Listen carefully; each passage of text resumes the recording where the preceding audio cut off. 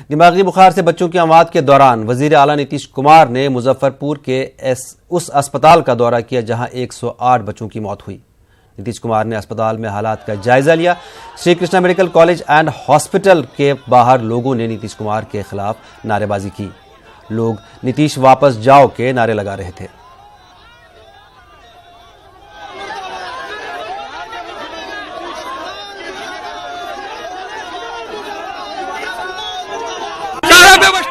व्यवस्था है।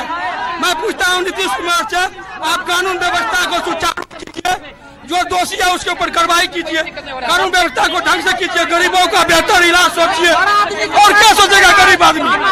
क्या सोचता है गरीब? पुलिस वाला बड़ा आदमी का पैर पकड़ेगा, आम आदमी गरीब है उसको धक्का देकर भगा देगा।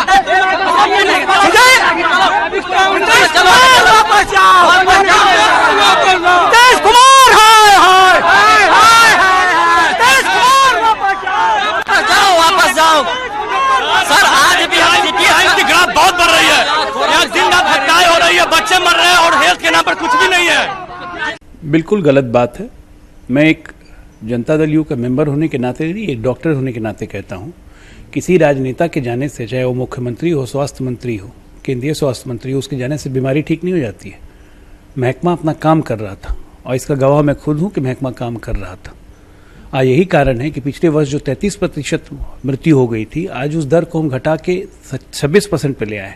लेकिन तभी सच्चाई है कि 127 बच्चे मरे हैं। इसलिए मरे हैं क्योंकि एनकेफ्लाइटिस वायरल इन्फेक्शन ये फैलता है, 3rd स्टेज में आएगा तो ये अनक्योरेबल हो जाता है। ये सबको को पता है। अपनी पूरी क्षमता के साथ केंद्र सरकार और राज्य सरकार लगी हुई है और इस मामले में बच्चों की मौत पे राजनीति न करे तो ज़्यादा बेहतर होगा।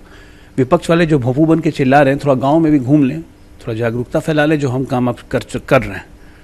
और आने वाले वर्षों में सरकार का फोकस इंफ्रास्ट्रक्चर को और सुदृढ़ करने पे होना चाहिए। अब लू से मर रहे हैं बिहार में, तो इसमें क्या मुख्यमंत्री लू से मार रहे हैं या केंद्र सरकार लू से मार रही है? मतलब आप सिर्फ राजनीति करनी है तो करते रहिए, कौन रोक लेगा?